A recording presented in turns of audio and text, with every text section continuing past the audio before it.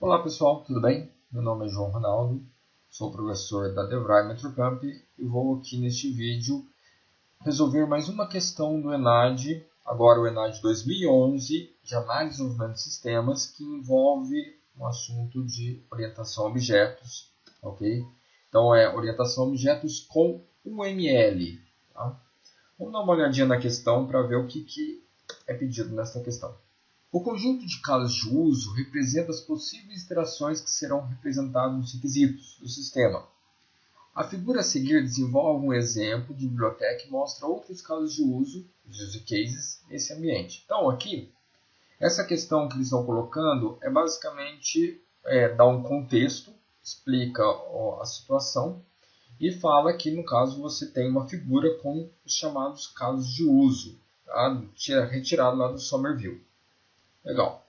Bom, a partir disso, o que ele coloca para a gente? Primeira coisa, ele fala o seguinte: com relação ao tema, que é esse que foi abordado acima, analise as asserções, né, que são algumas afirmativas que ele faz. A primeira delas é: a figura também ilustra os pontos essenciais da notação de casos de uso, e os agentes no processo são representados por bonecos, e cada tipo de interação é representada por uma elipse com um nome. Em seguida, ele dá uma possível justificativa para essa primeira asserção. Essa possível justificativa é a seguinte: a UML é um padrão para modelagem orientada a objetos, e assim, os casos de uso e a obtenção de requisitos com base em casos de uso são cada vez mais utilizados para obter requisitos. E daí vem a pergunta de fato, que é, acerca dessas asserções, quer dizer, dessas duas proposições colocadas, né, ele faz a pergunta para você assinalar qual que é a alternativa correta. E daí que vem uma grande dificuldade que tem nessa questão, que é analisar duas asserções e verificar, além disso, se uma asserção é justificativa da outra. Porque percebam que, nesse caso aqui, o porquê, ele está dizendo que, nesse caso, essa asserção seria uma justificativa dessa. Então, é aí que vem a pergunta. Tá? Por exemplo, letra A. As duas asserções são proposições verdadeiras e a segunda é uma justificativa correta da primeira. Okay? Então, nesse caso, seria a letra A se esse aqui, os dois fossem verdadeiros e esse aqui fosse uma justificativa de fato dessa aqui ser verdadeira. E por aí vai discorrendo outras alternativas. A letra B, por exemplo, diz que as duas asserções são verdadeiras, mas a segunda não justifica a primeira. Ou também a primeira é verdadeira e a segunda é falsa, ou a primeira é falsa e a segunda é verdadeira, e por último, as duas são falsas. Então nós temos que, para resolver uma questão desse tipo, nós temos que estar muito atentos. A primeira coisa que a gente tem que observar é verificar se as asserções são verdadeiras independente uma da outra. Então vou verificar se essa aqui é verdadeira e depois essa aqui se ela é verdadeira. E depois a gente vai verificar se essa aqui justifica essa primeira asserção. Então a gente vai verificar se a segunda justifica a primeira. Porque a partir daí eu consigo descartar algumas alternativas. Bom, como é que nós resolvemos isso? Né? Daí que vem o que nós vamos apresentar aqui agora. Vamos falar um pouquinho conceitualmente sobre os aspectos abordados nesta questão. Primeira coisa é o que é o ML?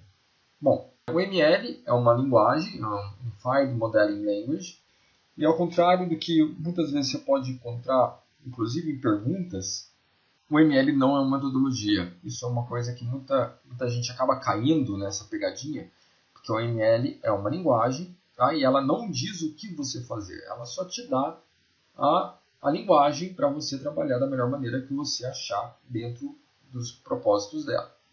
E o propósito que a OML tem é especificar, documentar e estruturar sistemas. Tá? E daí em 2000 ela foi aprovada como um padrão pela OMG. A partir daí ela começou a ser considerada um padrão para a modelagem de sistemas orientados a objeto.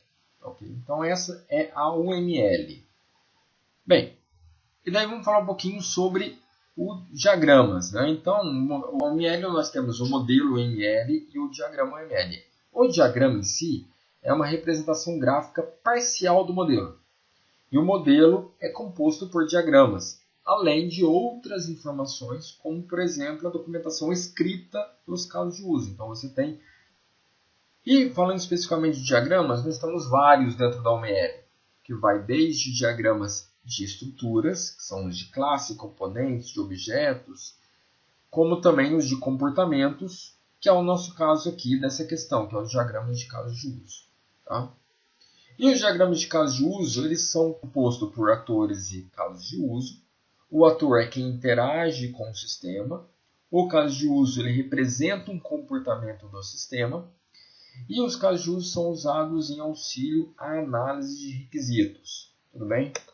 Bom, vamos voltar agora para o enunciado para ver, depois desses conceitos que eu passei, vamos ver se a gente consegue entender um pouco melhor aquelas duas asserções. Bem, voltando de novo aqui para a questão, nós temos a primeira asserção. A figura também ilustra os pontos essenciais da notação de casos de uso. Os agentes no processo são representados por bonecos e cada tipo de interação é representada por uma elipse com o nome. Bom, essa asserção ela está correta, porque na verdade o que nós vemos realmente são os agentes, que são os atores, que atuam sobre o sistema, tá?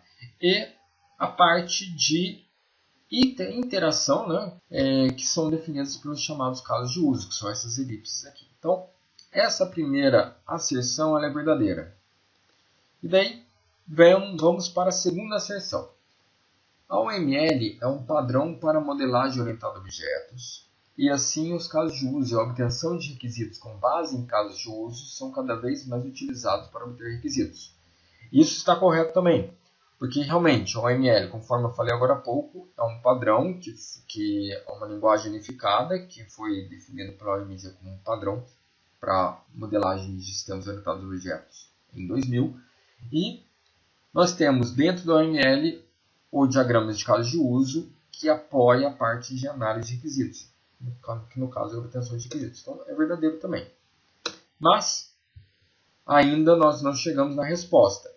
Sabendo que esses dois aqui são verdadeiros, nós já conseguimos descartar três alternativas que não são verdadeiras. No caso, a letra C, porque aqui diz que a segunda é falsa, mas não, nós vimos que as duas são verdadeiras.